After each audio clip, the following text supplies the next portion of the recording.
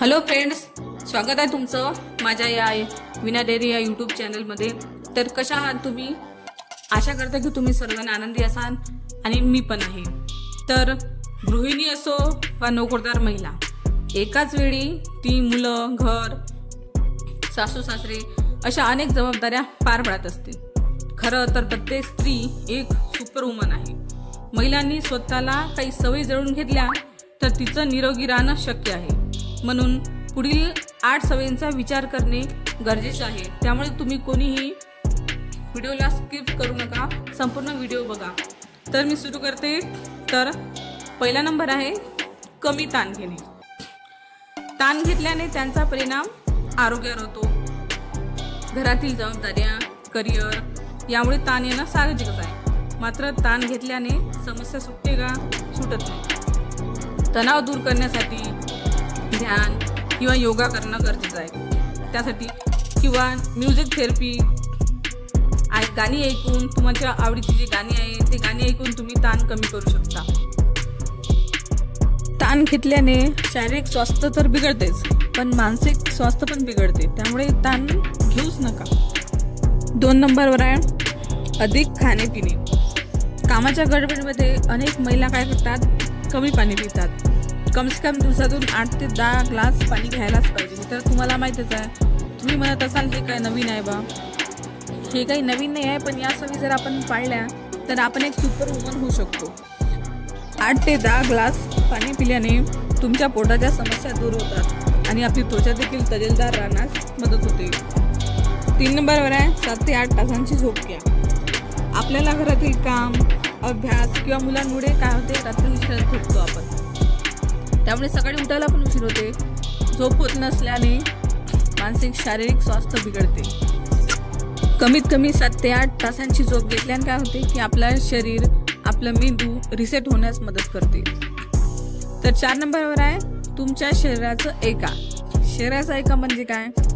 अनेकदा काय होते की आजार होण्याआधी कोणत्या ना कोणत्या लक्षणामधून आपलं शरीर आपल्याला सिग्नल देत असतं। म्हणून आपल्या शरीराचं ऐकणं गरजेचं असते। खूप थकवा आला, काही त्रास होत असेल तर काम करत राहू नका।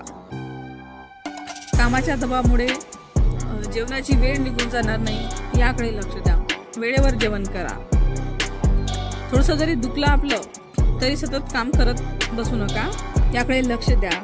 आणि आपली जेवणाची वेळ निघाली नाही पाहिजे, याकडे पण लक्ष द्या। वेळेवर जेवण झालं पाहिजे आपलं। यासाठी थोडा जरी त्रास जाणवत असला तरी आराम करा।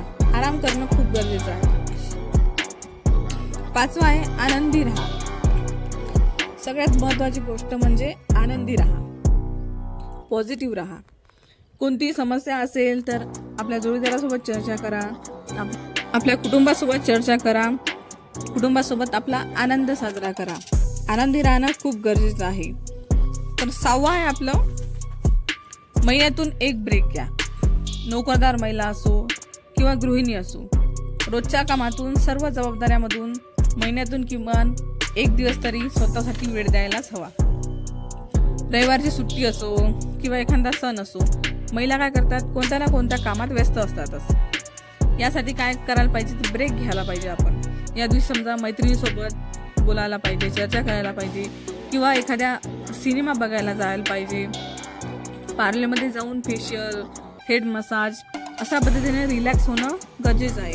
त्यासाठी स्वतःला वेळ देणं खूप गरजेचं आहे। 7वं आहे नियमित व्यायाम करा। महिला त्यांच्या जबाबदाऱ्या सांभाळत असताना स्वतःच्या फिटनेसकडे दुर्लक्ष करतात। त्यामुळे काय होते? सांधेदुखी होते, कंबरदुखी निर्माण होते आणि काय होते? वजन वाढते। मग वजन वाढल्याने काय होते? महिलांमध्ये इतर आजार वाढण्याची शक्यता असते। त्यामुळे थोडा तरी वेळ काढून योगाकडे लक्ष देणं महत्त्वाचं आहे। आणि 8वं आहे हेल्दी खाणं गरजेचं। जंक फूड खाणे अनेकांनाच आवडते, मात्र या पदार्थाच्या अतिसेवनाने शरीराला हानी पोहोचते। यासाठी महिलांनी सकस आहार घेणे गरजेचं आहे। रोजच्या आहारामध्ये फळं खा, पालेभाज्या खा, अशा पद्धतीचं सेवन केल्याने गरजेचं आहे। तुम्ही म्हणसाल हे तर सगळेजण सांगतात हिरव्या पालेभाज्या खा, हे खा, ते खा, पण आपण काय करतो? कामाच्या गडबडीमध्ये स्वतःकडे लक्ष देणं विसरून जातो। त्यामुळे स्वतःकडे लक्ष देणं खूप गरजेचं आहे। तुम्हाला हा व्हिडिओ कसा वाटला कमेंटमध्ये मला नक्की सांगा। आणि तुम्ही जर माझ्या चॅनलवर नवीन असाल तर प्लीज माझ्या चॅनलला सबस्क्राईब करा आणि तुम्हाला माझे असे डेली ब्लॉग बघण्यासाठी माझ्या चॅनलला सबस्क्राईब करा। आता भेटू पुढच्या व्हिडिओमध्ये। Bye bye.